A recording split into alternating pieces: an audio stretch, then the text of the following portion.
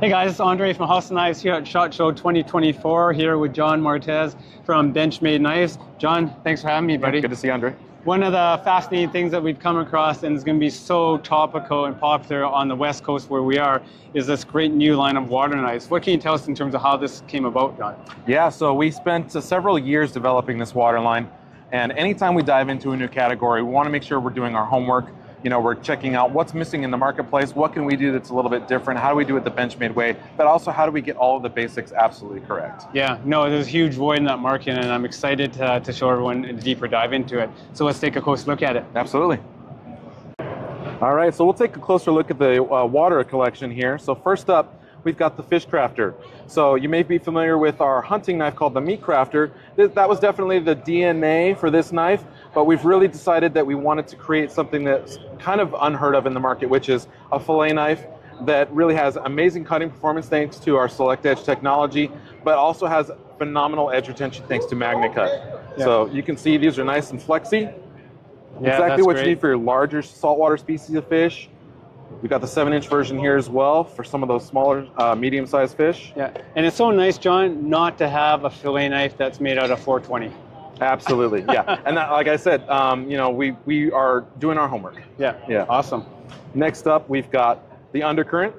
So this is a great boat knife, bait knife, dive knife, what have you. Also great in sort of a safety situation as well. These all have Santoprene handles, so they're nice and grippy, yeah. But they never get sticky. And the nice thing is, you know, when your hands are, you know, slimy, scaly, whatever it is after you've been working on fish, this is still going to be nice and grippy, not going to be slipping or rolling in your hand.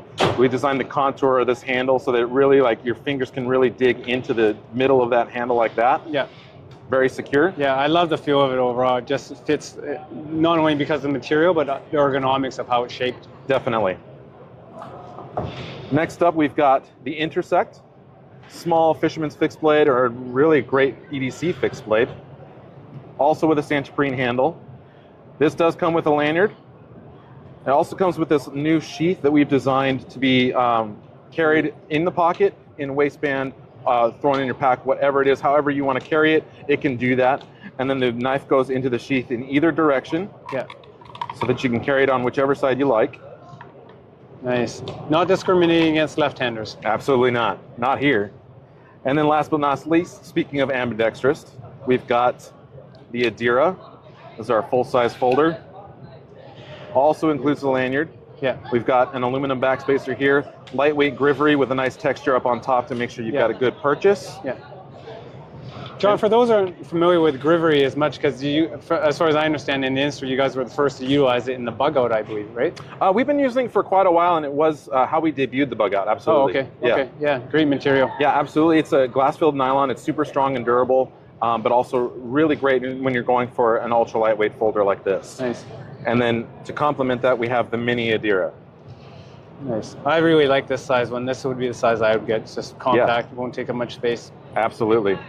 And then all of these, again, have MagnaCut steel. The folders, the Adira and the mini Adira, all of those internals are also stainless steel to prevent them from corroding as well. We didn't just think about the blades, we're thinking about everything. We want you to use these knives in and around water, regardless of what activity, whether it's boating, kayaking, diving, whatever it is. Yeah, and I'm going to show everyone here this awesome chart you have here that just shows the corrosion resistance of MagnaCut. It really took me by surprise because, you know, you hear so much about MagnaCut, and everyone always, you know, gives great praise to all these super powder seals for edge retention, toughness, but I had no idea how corrosion resistant it was. So this was pretty amazing to see.